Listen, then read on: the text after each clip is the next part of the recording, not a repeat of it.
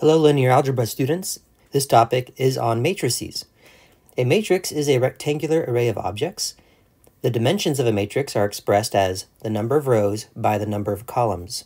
So this matrix that we're looking at right here, we count how many rows it has is 1, 2, 3 rows, and then it has 1, 2, 3, 4, 5 columns.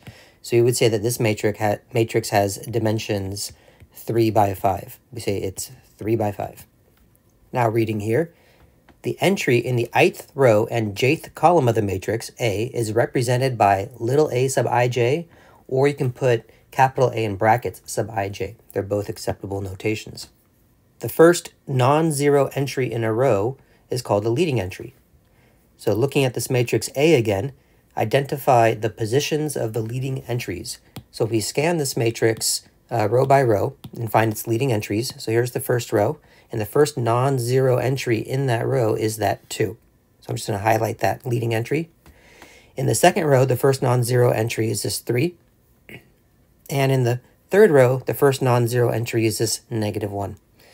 Now we just want to identify the positions of these entries using our notation. So we can say that the first leading entry, the 2, is in the first row, first column. So we indicate which row we're in first, and then you could do a comma and then do the second number next. So that's A sub 1, 1, meaning first row, first column. But sometimes the comma is left off. This can be confusing because it might look like it's saying A sub 11, which you do not want to interpret it that way. So A sub 1, 1 is a 2. This is our first leading entry. The next leading entry is in the second row, but fourth column. So we would say that's A sub 2, 4, and that is a 3. And then finally, the last leading entry is the third row, second column. So you would say A sub 3, 2 is the entry -1. We could have also used the notation bracket A, bracket sub 1, 1, etc. for all of these. Now, a column vector is a n by 1 matrix, and a row vector is a 1 by m matrix. Give an example of each. So we also use the word vector when it comes to matrices that only have one row or one column. Column vector, or column matrix, you can also say, would be an n by 1 matrix. So it would have more than one row, but only one column. So for example, let's just put 3, 1, 5, 3 rows, but one column. This would be called a column vector. So you can call it a matrix using matrix notation, but there's also a notation for when there's only one row or one column, and that's sometimes a lowercase letter that's bold. So you might see like a bold lowercase b, or even an uppercase, it doesn't really matter, but usually we will use lowercase for the vector notation.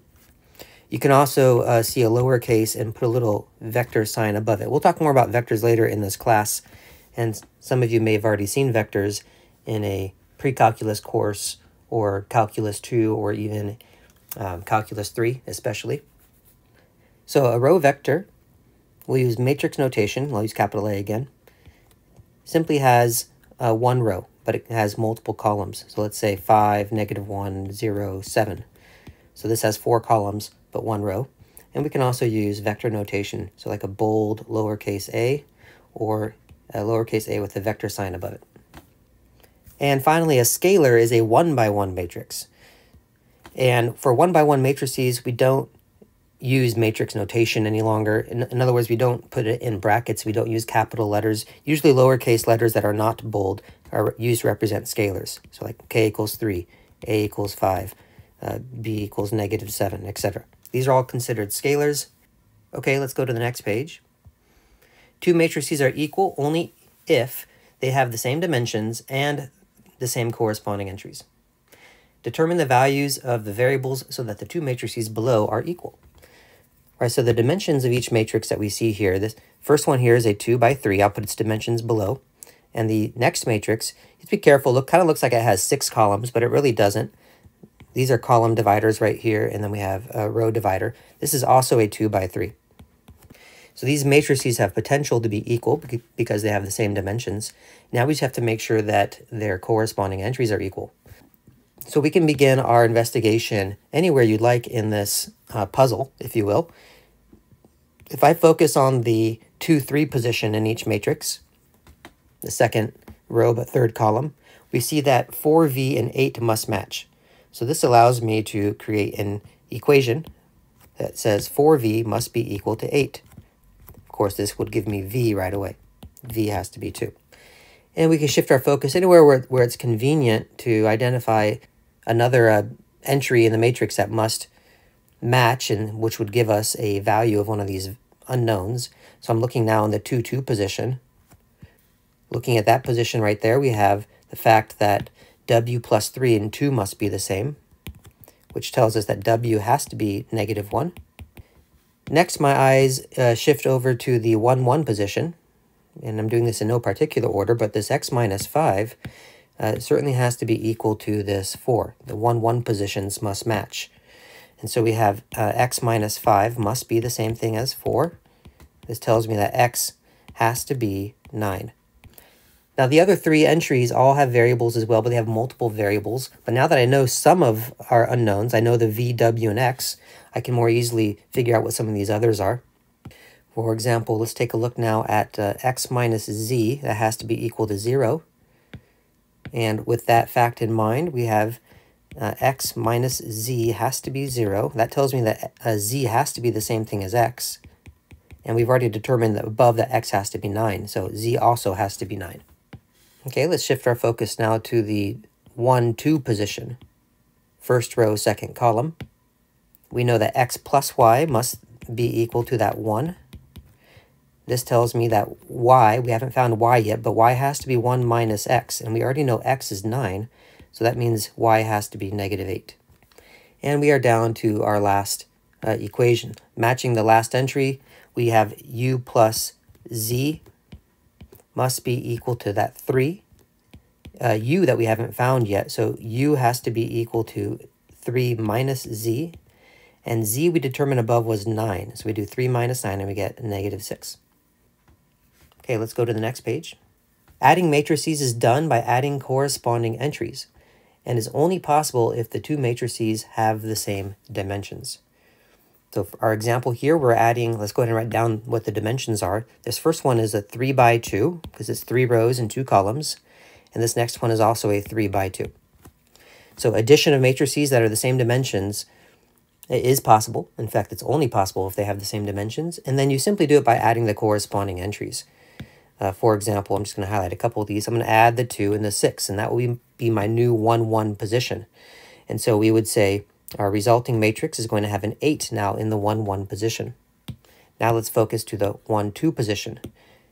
Add these two numbers together, 1 and -8 would give me -7, and this would be the 1, 2 result, etc. You keep this up, you add these entries, and then you add these entries, and then you add these entries, and then you add these entries, and that will, in the end, will give us the resulting sum.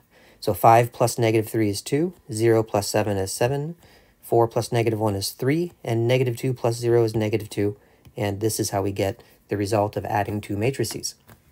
Right. Next on this page, to perform scalar matrix multiplication, where we multiply each entry of the matrix by the scalar. So here we have a matrix times a scalar, right? The scalar is just this 1 by 1 matrix, and we're multiplying it by a 2 by 3 or 3 by 2 matrix. But a scalar times a matrix, you simply take the scalar, take this 2, and we basically distribute it to all 6 entries of this 3 by 2 matrix, and we get a result. So the result will still be 3 by 2. We can anticipate that happening. And in this case, we just double every entry of the matrix. So we have 4, 2, 10, 0, 8, -4. If you see a negative sign in front of a matrix, that just means distribute -1. So in other words, change all the signs inside the matrix. So we'd have -2, -1, -5, 0 still, -4, and then +2. This is also called the opposite of these matrices it's called opposites of each other. Meaning this matrix here without the minus sign and this matrix here are called opposites.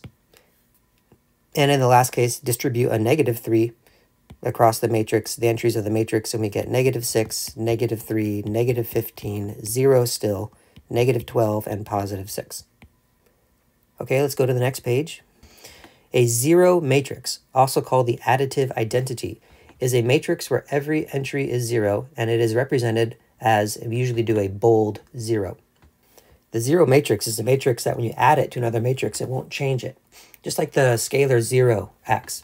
With numbers, we say 0, the number 0 is the additive identity, because anything plus 0 is still itself. Well, we have the same idea, but with matrices, called the 0 matrix. Now, the additive inverse of a matrix, A, also called the opposite of A, we were just talking about that on the last page, is a matrix B such that A plus B will give you the 0 matrix. If I'm trying to find the additive inverse of a matrix, I'm really just trying to find its opposite, which means just change all the signs. So look at this first case. The additive inverse of this is simply the opposite of this matrix. Change all the signs inside of the matrix A. So we have -6, +8, +3, -7, +1, and 0 still. And this is a matrix such that if you were to add these together, you would get the 0 matrix. You would get the additive identity. So these are called additive inverses of each other. And I'm using the word additive here because they add together to cancel and become the additive identity. There's going to be something very different when we talk about a multiplicative identity, which we'll talk about in the next topic. Over here, the additive identity of the matrix B is simply the opposite of B. So just change all the signs of the matrix inside. 0 stays 0, of course. And changing all the signs, we wind up with this matrix here. So these two matrices, they're both 2x4s, and they're additive inverses or opposites of each other. And when you add them together, you'll get a 2x4 0 matrix. Now, subtracting matrices can be thought of as addition with the opposite of a matrix. And so if we have a matrix A and we're subtracting a matrix B, you can think of this as simply doing matrix A plus the additive inverse of B. Really, all that winds up doing is that you just wind up subtracting the entries of the two matrices component-wise. So we're going to do 2 minus 6, and then we'll do 1 minus -8, and then 5 minus -3, and then 0 minus 7, 4 minus -1, and -2 minus 0, just like we did with addition, basically. So we have 2, and our result will be also a 2x3. So you can think of subtraction of matrices, therefore, as only possible if the two matrices have the same dimensions, just like addition is only possible in that case. Anyhow, we have 2 minus 6 is -4. We have 1 minus -8. Don't forget to distribute the negative, basically. So we have 1 plus 8. We get 9. Next row, we have 5 minus -3. That's 5 plus 3, which is 8. 0 minus 7, -7. We have 4 minus -1. That's 4 plus 1, which will give us 5. And finally, -2 minus 0 is still -2. And here is our difference matrix. Okay, let's go to the next page. To perform matrix-matrix multiplication, follow the process demonstrated below. Now note that two matrices can only be multiplied, that is, A times B, is only possible if the number of columns of A equals the number of rows of B. So you won't be able to just freely multiply any two matrices that you want. Let's go ahead and demonstrate this process. The first thing you want to do is identify the dimensions of the two matrices, the one on the left and the one on the right. So the matrix on the left is a 2x2. The matrix on the right is a 2x3. This multiplication will only be possible if the two interior numbers here are the same. If that's the case, then this product will be possible. This is to say that the matrix on the left has as many columns as does the matrix on the right have rows. The number of columns of this matrix equals the number of rows of this matrix. And the process is as follows. We're going to focus first, we're going to look at the matrix that's on the right, and we're going to focus on the first column, this column right here. Take that 1 and 2, and you sort of drag them out of here like it was a train, drag it by the 1, and turn it into a row, and put the 1 and the 2 above the columns of the matrix that's on the left. We take these two entries, and we drop them onto the first row, and we multiply corresponding entries, and then add the two results. So when I drop this 1, 2 onto this 6, 0, I get 1 times 6 and 2 times 0, and then I add those two results. So over here, I get 1 times 6, which is 6, and I add, and I do 2 times 0, and I get 0, and I put that result right there. Then I take the 1, 2, and I drop it down to the next row, and then the third row, etc. If there were more rows, I just continue this process. So we do 1 times 5 and 2 times negative 2. So we have 1 times 5 is 5, and 2 times negative 2 is negative 4. And we combine those results, so just 5 minus 4 basically. And then we say that we are done with the first column of our result. So I use the first column of the matrix on the right to make the first column of the product matrix. And then we're going to move to a new column. So I'm going to put a little vertical line here just to separate the columns. And I'm going to put a horizontal line to separate the rows. Just so you know, ahead of time, that the outer numbers of our dimensions are going to be the result. So the result is going to be a 2 by 3. So I know that in my matrix over here, my product matrix, I should have 3 total columns and 2 rows. It'll be a 2 by 3 result. And I use the first column, so this column right here, I use the first column of the matrix on the right to make the first column of my product matrix. And then I'm going to use the second column to make the second column, and then the third column to make the third column, etc. So let's now shift focus to making the second column. So grab the second column that you see here, grab that 3 and 4 and drag them out like they were a train. So we have 3 and 4 go here and here. And then we take this 3 and 4, drop them on these entries here and multiply. So that's going to give me 3 times 6 is 18. I put the 18 first. And then 4 times 0 is 0. So 18 plus 0. Take that 3 and 4, drop them here. So we have 3 times 5 is 15. And 4 times negative 2 is negative 8. And then we are done creating the second column of the product matrix. And then now we shift our focus to the third column right here and drag these entries out. So the negative 1 and then the 0, and then do the same thing. So this will give me, take the negative 1 and 0, drop it onto the 6 and 0, multiply. We have negative 6, and then we have plus 0. And do this one more time. Negative 6, 0 drops down onto the 5 and the negative 2. And we get negative 5, and then minus 0 or plus 0, doesn't matter. Okay, and now we just, do these calculations, and we complete our multiplication. We have a 2 by 3 resulting matrix. So the entries will be, I'll do it by column. So we have 5 or 6 and then 1. Next column we have 18 and then 7. Next column we have negative 6 and negative 5. And this is matrix multiplication. Now hopefully from this example you can see why the number of columns of the matrix on the left has to equal the number of rows of the matrix on the right.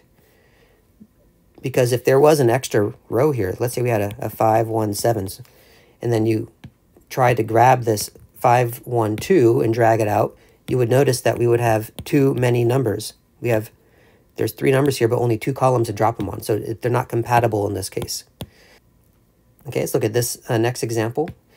Here we have a 2 by 4, and it is being multiplied by a 4 by 1. And once again, we do see that the 2 interior numbers are the same. These are the same, so this matrix multiplication will be possible. Furthermore, the result will be as you can see, a 2 by 1. So we'll say a 2 by 1 result. Let's go ahead and see how we would get this result specifically. So we take the single column that we have here of the matrix on the right, and we drag it out like a train.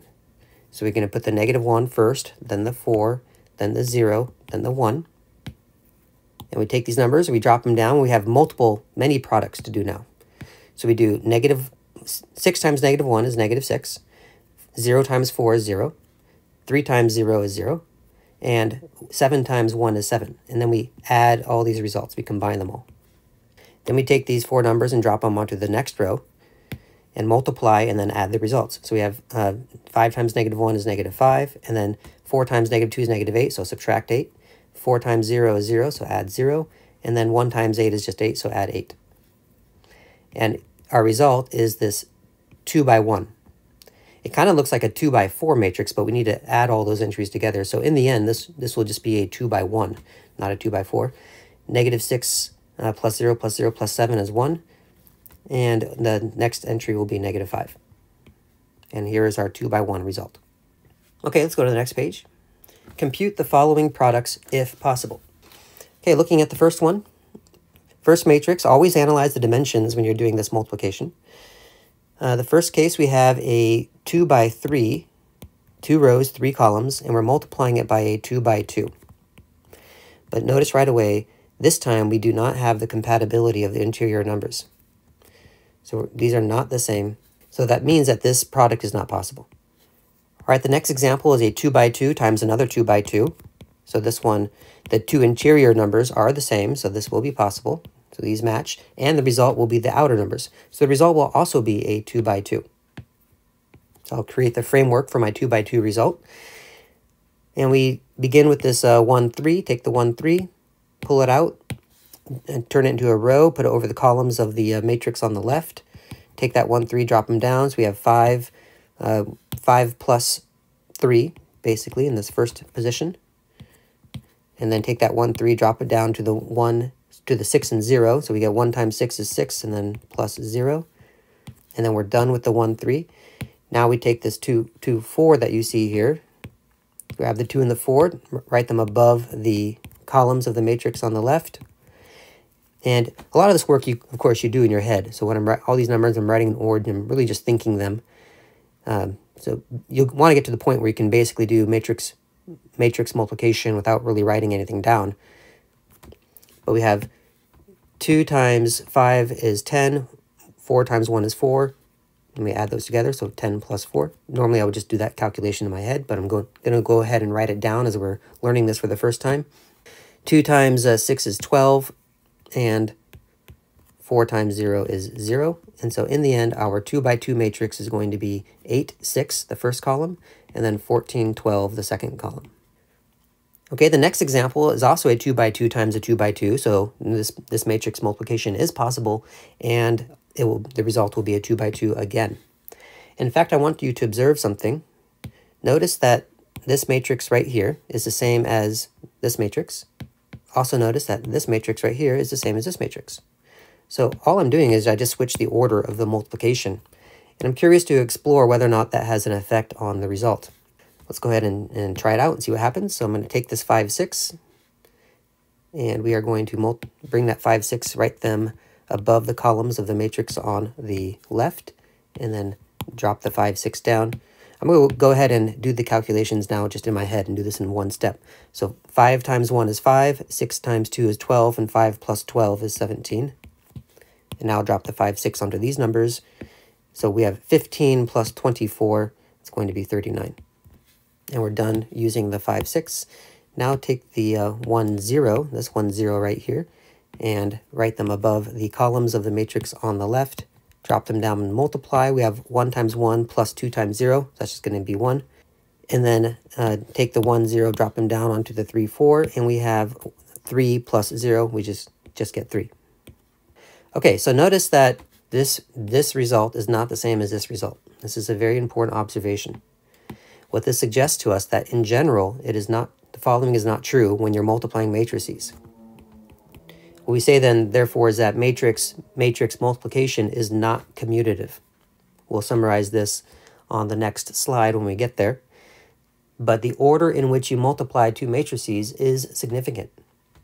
In fact, sometimes you can't even switch the order. Like if you have, let's pretend like we had a case where we had a 2 by 3 multiplying it by a 3 by 4, this would be possible to do because the 3's match. But if you switch these matrices around, you'd have a 3 by 4, and you're trying to multiply that by a 2 by 3. And this would not even be possible because now the interior numbers don't match. So there are cases where only AB is possible and BA is not possible.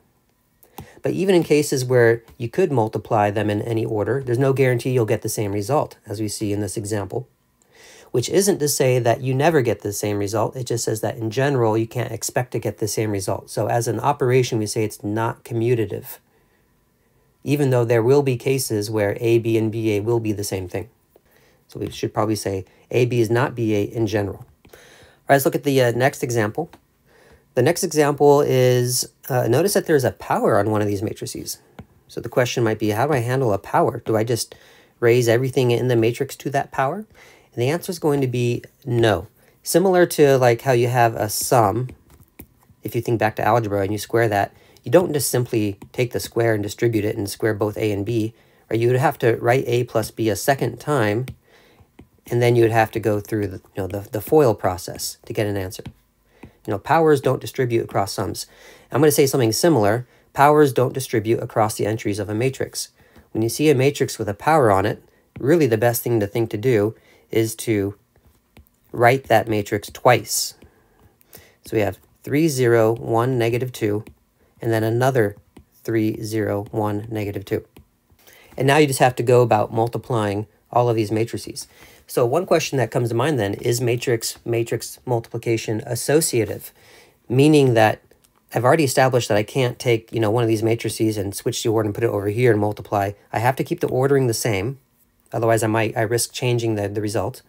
But what's not clear here currently is, can I first just multiply these two and get a result and then multiply that with this one next?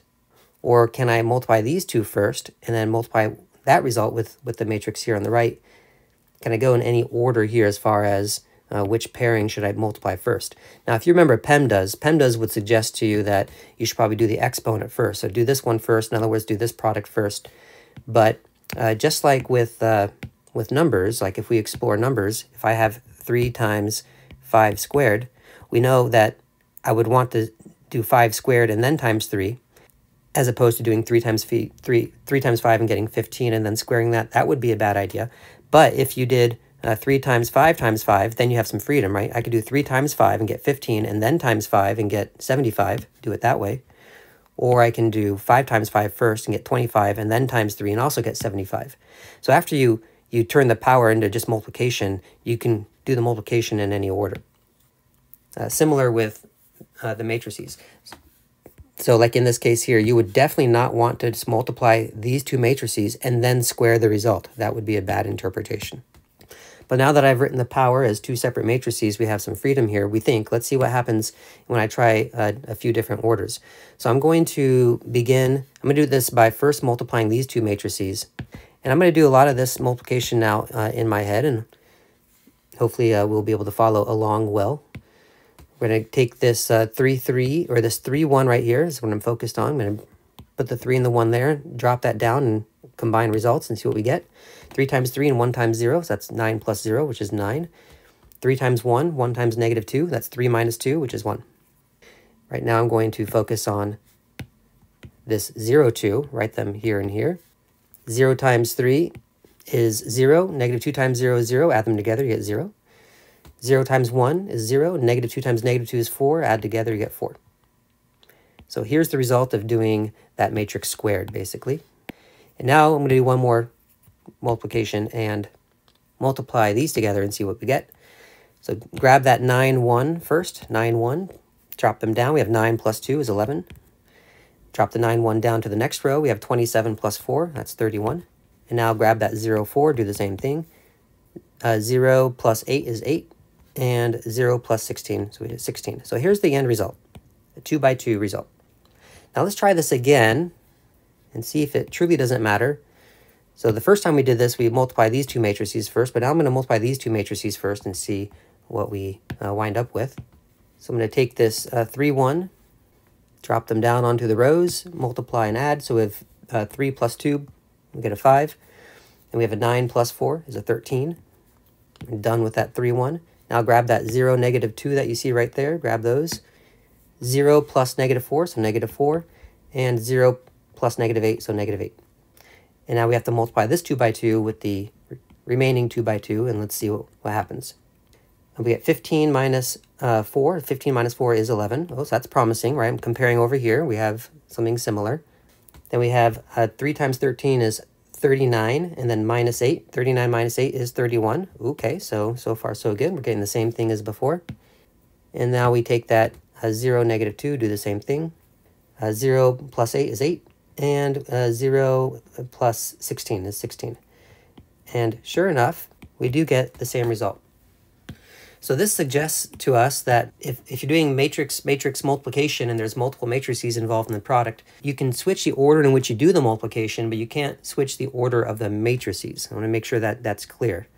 I couldn't take this middle matrix right here, for example, and move it to the front and then do all of my multiplication. So you can't change the order of the matrices, but you can change the order in which you do the multiplication. This is the word we say for that is it's matrix multiplication is associative. We're going to summarize this all on the next slide here. So complete the statements below where A, B, and C are matrices and K and M are scalars. Assume the matrices have compatible dimensions for the indicated operations. Okay, so A plus B.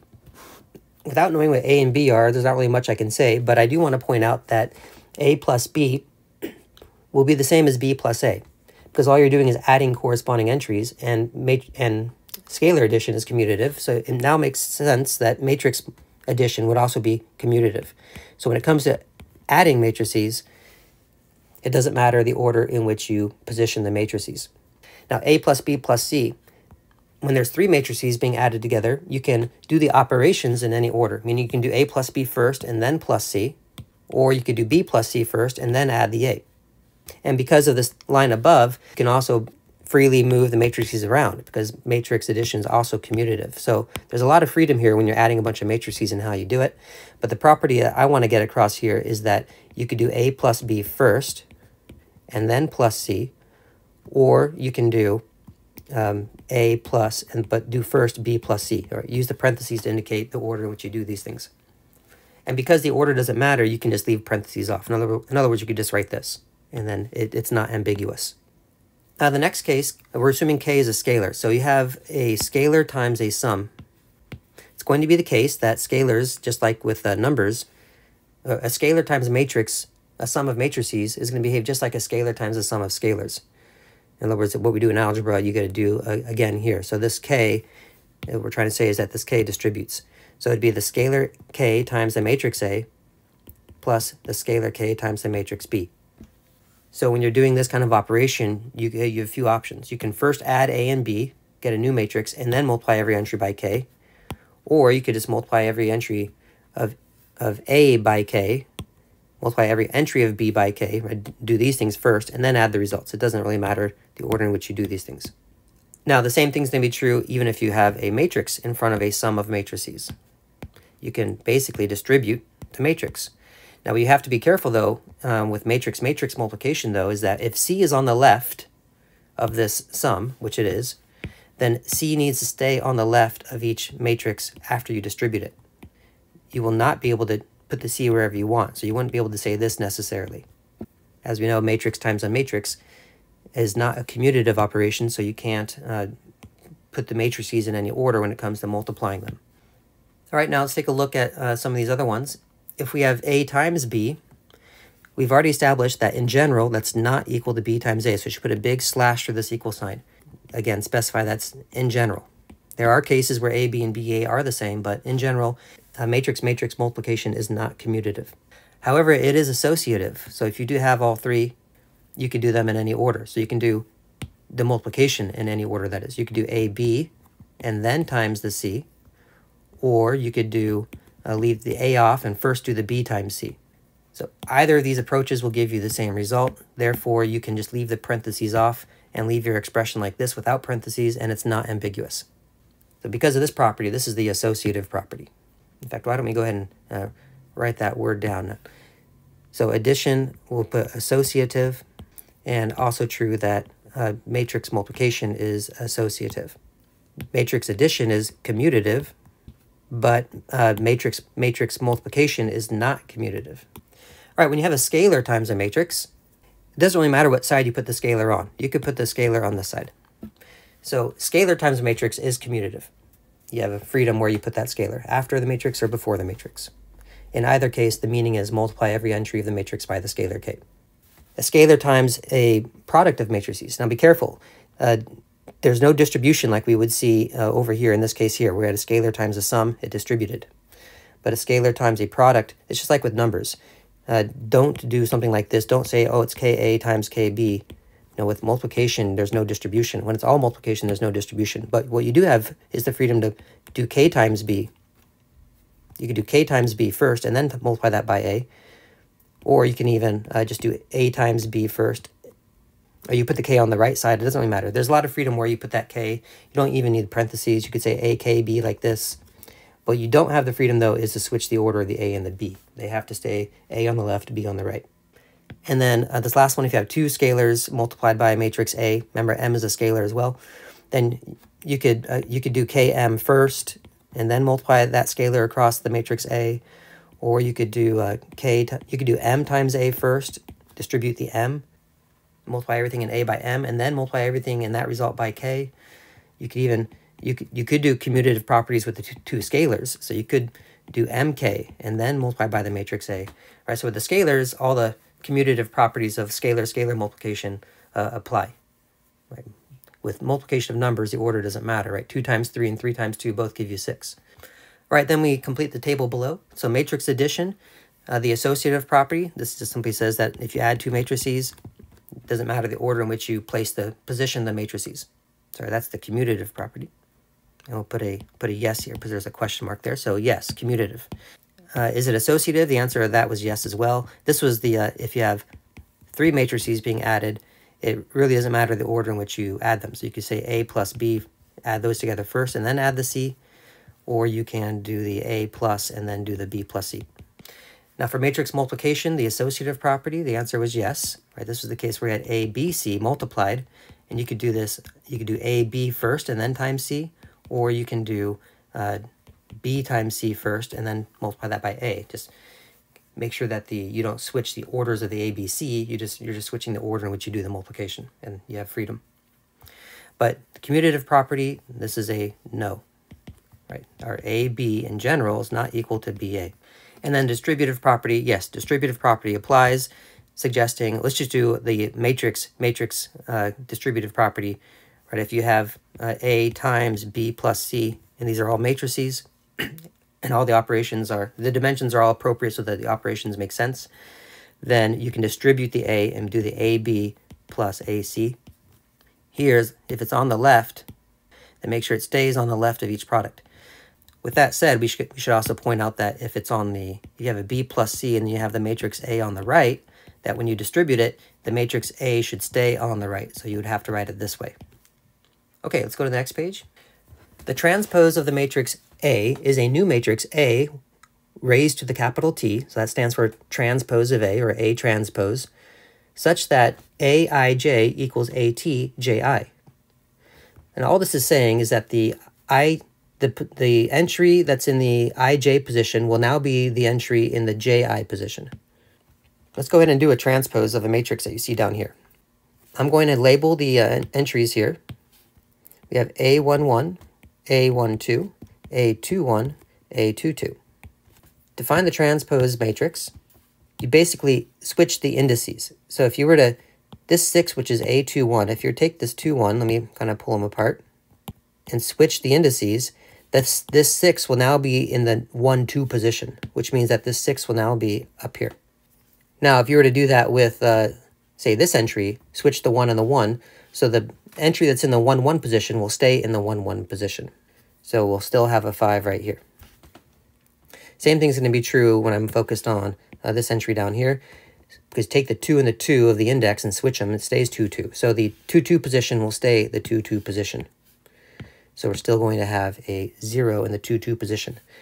But if you now shift our focus to this entry, if you grab the indices and you switch them, right, so the A12 position will become the A21 position. So currently the A12 position is a -6, but -6 will now be in the position of A21. So the -6 will go down here. Now basically what's happening when you do the transpose of a matrix, you take this row and it becomes this column. You take this row and it becomes this column. There's a direction implied here. So when you look across the row from left to right, that becomes a column going down the column. And when you look across the row left to right, that becomes a column going down the column. Okay, let's try this again with the matrix B. See what's going on here. I'm going to go ahead and do the process where we want to construct B transpose.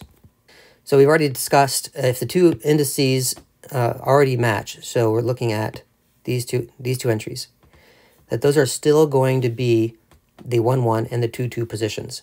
So I can go ahead and get that out of the way. We're still going to have a 4 in the 1, 1 and a 0 in the 2, 2 position. Okay, let's focus now on this position. Currently, this is the 1, 2 position, and it's a 3. We'll now make that put the 3 in the 2, 1 position in the new matrix. And the 2, 1 position is right here. That becomes a 3. Focused on this one next, we have a 5 in the 1, 3 position. we'll simply put a 5 in the 3, 1 position.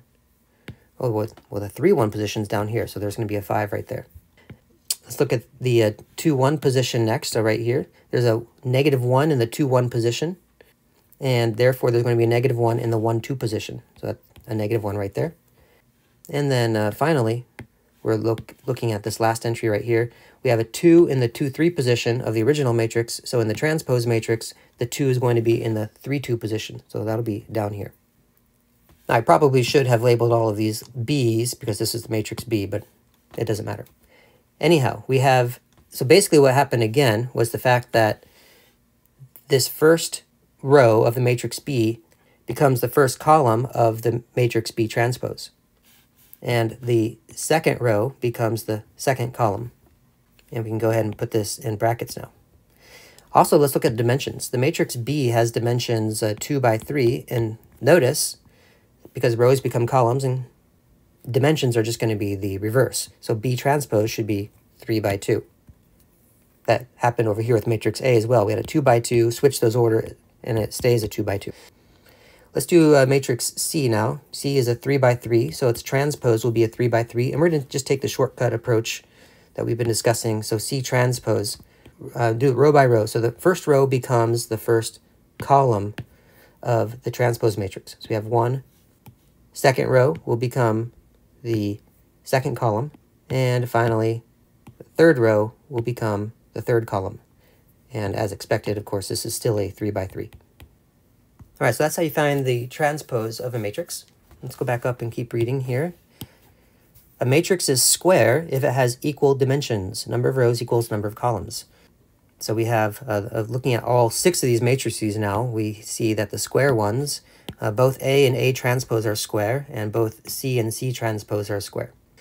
Next terminology, the main diagonal of a matrix A are the entries of the form A sub II. Okay, so the main diagonal. For all the square matrices down below, at least the original square matrices, we're going to identify the main diagonal. So that means I'm really just looking at matrix A. This one's square. C is also square, so let's go ahead and identify the main diagonal. Let's make a table here. Main diagonal. Basically what we're looking at here are these entries along the main diagonal, the 1, 1 position and the 2, 2 position. So when you're in the same row as you are in column, you're on the main diagonal. So the entries of the main diagonal of matrix A, the main diagonal is that 5 and that 0. Over here, for the main diagonal of the matrix C, the main diagonal, look down this diagonal line that goes from top left to bottom right, basically, because it's the 1, 1 position, the 2, 2 position, and the 3, 3 position. All the entries where the row and the column have the same index.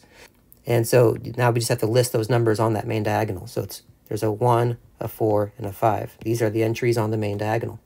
You'll notice that these are also true for their transposes, because when you do a transpose, the entries on the main diagonal don't change. So it's still 5 and 0. And same thing is true for C transpose. It's still 1, 4, 5. Now you could also make a case that you could describe a main diagonal for a non-square matrix. So it's still the entries of the form II. So you can still say that these two entries form the main diagonal. This is something that we can define the main diagonal in this way, so it doesn't have to necessarily be square. So we can say that the matrix B also has the entries on a main diagonal. And notice that B transpose, that will not be any different. Right? These are still the entries of the main diagonal. It's still 4, 0. And lastly, a matrix is symmetric if it is equal to its transpose. In order for two matrices to be equal, they have to have the same dimensions. But we've just seen that if you do the transpose, you switch the order of the numbers of columns and rows. These two matrices in the middle, B and B transpose, cannot be equal because they don't have the same dimensions. 2 by 3 is not 3 by 2. It's not possible for them to be equal to each other. So the only possible matrices that are going to be symmetric are square matrices. So we can say up here that symmetric certainly implies a square. Only square matrices don't change dimensions when you do the transpose. But if a matrix is equal to its transpose, then we say that that matrix is symmetric. So let's take a look at these matrices here, A and A transpose. If you compare them, you see that they're not entirely equal. And the difference is, I'm going to highlight it, is the negative is in the 1, 2 position, but now that's in the 2, 1 position. So technically, matrix A and matrix A transpose are not identical matrices. So we can say A is not symmetric. Let's take a look at the matrix C. Compare C and C transpose. So when I do the comparison, I'm looking at this row and this row. Are they the same? Yes. This row and this row, are they the same? Yes. This row and this row are the same? Yes. So C and C transpose are equal to each other. So this means that C is symmetric. Over here, we would have said A is not equal to A transpose. So A is not symmetric. Now you can easily spot a symmetric matrix by looking at, you sort of ignore the main diagonal, just kind of look at the main diagonal, and then you see a symmetry across the main diagonal. Now the entries on the main diagonal can be whatever. They don't have to have any sort of symmetry. But when you get off of the main diagonal, you definitely want to see a symmetry. So this position and this position have to be the same. This position and this position have to be the same. And then this position and this position have to be the same. It doesn't matter what's on the green. It could be anything. But the reds have to match, the oranges have to match, and the blues have to match. And then you would have a symmetric matrix. Okay, let's go to the next page. Use technology and explore with the given matrices to complete the general statements that follow. Assume that K and M are scalars. Assume the matrices in the general statements have compatible dimensions for the indicated operations. Okay, so we're going to explore with some very specific matrices, but make some general statements over here that we hope will be true for regardless of what the matrices A and B are, as long as all of the operations you see here are defined. Okay, if you go to desmos.com, you're going to see under Math Tools a familiar graphing calculator that you've probably used in the past, but Desmos also has a matrix calculator. So that's the fifth one down. I'll go ahead and tap that. And then let's enter these matrices in here. I'm going to type in a new matrix. It defaults to A equals. Let's call this matrix A, this matrix B, and we'll call this one here matrix C. I'm going to enter all of these matrices into Desmos as A, B, and C. Okay, this first property, we have A transpose, and then you transpose that again. So the first time you do the transpose is you turn all the rows into columns, or you can think you turn all the columns into rows, doesn't matter how you think about that. And then when you transpose that again, you redo that process. And so if you turn a row into a column, and then later you turn that column back into a row, you can sort of get a sense that you've just gone in a circle. And so the transpose of a transpose, it feels like that would just cancel each other. We can confirm, type A, then hit the A transpose button, and it gives me the transpose matrix. If I want to do a transpose, use some parentheses, A transpose button, go out the parentheses, transpose button again, and notice that the result that you see is equal to the original matrix. So I feel pretty confident saying that A transpose just takes us right back to A. Okay, let's go ahead and do A plus B. We can do this one in our head without the technology. Just do this real fast. A plus B, adding A and B, we get 6, negative 2 is the first column. The next column will be 0, 4. So this is A plus B. And if I do A plus B transpose, that first row, 6, 0, becomes the first column, and then the second row becomes the second column. So here's A plus B transpose. The question on the table here is there another way to do this without adding A and B together first? Is there some sort of maybe distributive property? If I do A plus B and then I transpose that, could I have just transposed A and B separately and then added them together? All right, so if we just had A transpose and B transpose and add these together, do we in fact get the same result? 5 plus 1 is 6, 3 plus negative, 1 plus negative 3 is negative 2, negative 2 plus 2 is 0, and 0 plus 4 is 4. And the answer is yes, it appears that it doesn't really matter the order in which we do this. And it is true, in fact, that A plus B transpose, you can just do A transpose and then add that to B transpose. All right, what happens if we have a constant times a matrix A and then you do the transpose? The scalar, constant scalar times A, which means every entry in A is going to be multiplied by K. But then you do the transpose, and then every element of the transpose still has a factor of K, so you could factor it back out. In other words, it should make sense to you that you can do the transpose on the matrix A first and then multiply by the scalar after the fact. It doesn't really matter. This one here, we're going to use the technology just to speed things up. Because I am curious if maybe like the addition property, like here, that maybe I could just transpose the A and the B separately and see what happens. So I'm curious right now, put a question mark here, if this is just A transpose, B transpose. Can I transpose them separately and then multiply and get the same result? So I'm going to do A times B and then transpose that. And then as a new line, let's do A transpose and then times B transpose. And right away, notice we do not get the same result. In fact, going back to our notes, now keep in mind that A times B, these don't have to be square matrices. Let's do an example where A is 3 by 2 and B is 2 by 4. So I know, therefore, that when I multiply them and get, AB will be 3 by 4. So if I want to do AB transpose, the dimensions of AB transpose should be 4 by 3. See what would happen if I did A transpose times B transpose. Well, A transpose is 2 by 3 and B transpose is 4 by 2. Notice that this matrix multiplication isn't even possible. So for that reason alone, and we know that this just can't be a good formula. However, if these two interior numbers here have to match for AB to be defined, but then you switch the rows and columns in both of them, notice where the 2's are now, that what will be guaranteed to be true will be that if you switch the order of this multiplication, right? So if I do this, now all of a sudden I have compatibility guaranteed, right? Because if A times B is compatible, then B transpose times A transpose has to be compatible. And notice that the 4 by 3 result are these still numbers.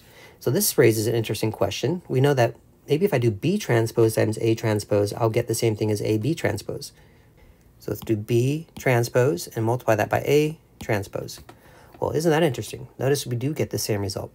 This would be true even if A and B aren't necessarily a square. In fact, let's do the same problem, but with BC or AC, because I could multiply A times C. So this, even when the matrices are not square and the results are not square, it seems that if I do the transpose of a product, I can do the product of the transposes, but in the reverse order. The AB transpose will in fact always be the same thing as B transpose A transpose. And then finally, if you have some sort of a linear combination of matrices with scalars in front and you want to transpose all that, basically the transpose does distribute. You can do K times A transpose and then plus M times B transpose. Okay, let's go to the next page. Every system of linear equations can be expressed in matrix form as follows. Okay, let's take a look at this first system.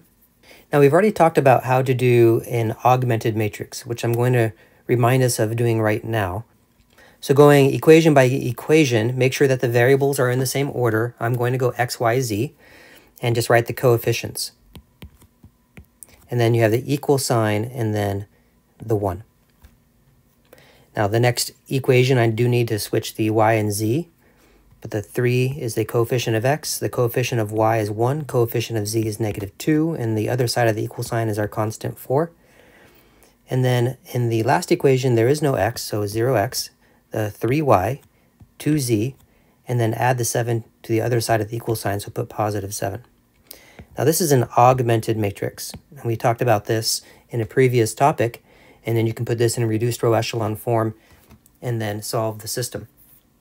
But matrix form is not what we mean by augmented matrix. I'm going to take the coefficients only of x, y, z and make a matrix out of them only. So that's basically the same matrix as above, but just the first 3 columns. And notice that this matrix happens to be square. If I were to multiply this matrix by a column matrix or column vector of the variables in the correct order going down, so the columns were x, y, and z respectively, so I'm going to make sure that I write these variables going in the same order but going down. And then you put an equal sign, and then you make another column matrix of the constants that are on the other side of the equal sign. This is what we mean when we say write a system in matrix form. Now, a couple things to draw your attention to. This is called the coefficient matrix. Let's call this the variable vector. And we're going to call this here the constant vector. And in symbols, it would look like the following. We'd have a coefficient matrix, we'll say is A. And we multiply this by a variable vector. We're going to use vector notation sometimes you'll see just a capital X to stand for the vector. Sometimes you'll see a lowercase x, but make sure it's bold to stand for a vector. Or sometimes you'll just see a lowercase x with the vector sign above it. And this is equal to, and the other side, sometimes you'll just see a capital B to stand for the constant matrix. But because it's also a vector, sometimes you'll see the lowercase b that's bold. And then another notation, of course, that's acceptable is just a regular lowercase b, but the vector notation above it. Now let's talk about why this is an acceptable form for writing the system. Notice that the coefficient matrix is a 3 by 3. The vector, the variable vector is a 3 by 1. Now because the interior numbers match, this matrix multiplication is possible. And furthermore, the result will be a 3 by 1, which is the 3 by 1 you see over here, the result of this calculation. So this matrix equation makes sense. It's possible. It wouldn't make sense to have a matrix equation that did something like this. 2, 1, 3 equals just xy. Right? This doesn't make sense as a matrix equation because it's not possible for a 3 by 1 to equal a 2 by 1. So being mindful of the dimensions is always super important when you're creating equations that involve vectors or matrices. Furthermore, if you were to go with our matrix multiplication method where we take this x, y, z and drag them out like a train and put them up above the columns of the coefficient matrix, and you take the x, y, z, you drop them onto these numbers, so you would basically have 2x, negative y, and 2z, and then add them together, you would basically get this side of our first equation, 2x minus y plus 2z. And then you drop them down on this entry. We get 3x so plus y minus 2z. Notice that is the left side of our second equation. And then finally we would drop them down and say no x's but 3y and 2z. And then you set that 3 by 1 matrix equal to the 3 by 1 matrix, the 1, 4, 7, and you create the three equations of the system.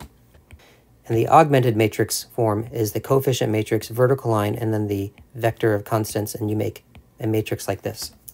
The augmented matrix, because it has the extra column added to it, is ultimately a 3 by 4 matrix, different from the coefficient matrix, which is just the 3 by 3.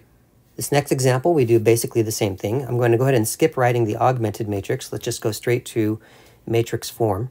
So I'm going to write the matrix of coefficients. I see x, y, z's, and w's. Let's go in the order x, y, z, and w. So the coefficients of x, I'll go ahead and do that column first. Coefficient of x is 1, and then there is no x in the second equation, so 1 and 0 are the coefficients of x. Coefficients of y are negative 1 and 0. Coefficients of z, let's do that next, will be 0 and negative 1. Coefficients of w will be 2 and 3. And then we end the coefficient matrix. Then we multiply this by the vector of variables and go in the same order that your columns were. So the first column were the x's, then the next column were the y's, then the z's, and then the w's. And then you set this equal to the matrix of, or the vector of constants. Well, the first constant is a 9, and the next constant, remember to move that 8 over to the other side, so it's negative 8. And just pay attention to the dimensions here again. We have a 2 by 4 multiplying with a 4 by 1. Notice that the 4's match, and so the result should be equal to a 2 by 1 that we see right here. In this case, our coefficient matrix is not square. In fact, you can use the dimensions of the coefficient matrix to know a few things. If, for example, you have 2 rows in the coefficient matrix, it means that we just had 2 equations. And also, if we have 4 columns, 1, 2, 3, 4, of the coefficient matrix, we know that we had 4 variables at play. Okay, let's go to the last slide. The rank of a matrix is the number of pivot positions when that matrix is in RE or RRE form.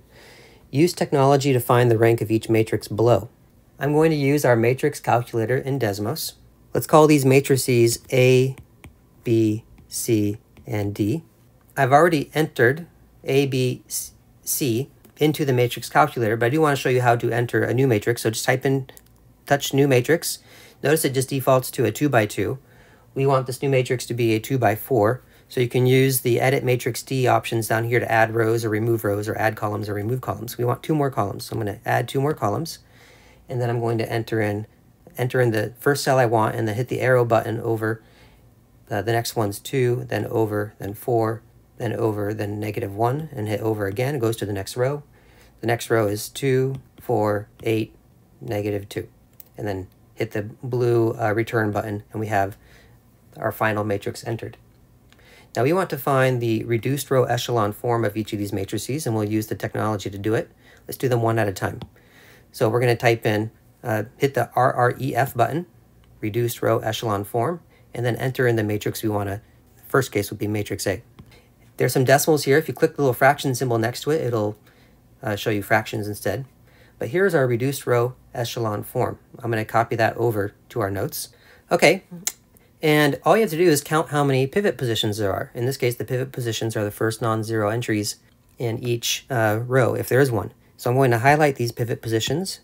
There's a pivot position here, another one here, and another one here. So there's 3 pivot positions in our reduced row echelon form. And also notice that you could have just gone to any row echelon form as well, because the number of pivot positions won't change.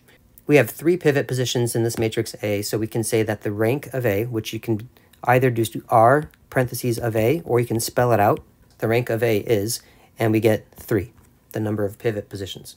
Now let's do the matrix B, and enter this matrix, and then I'll do the same thing for the matrix C and the matrix D.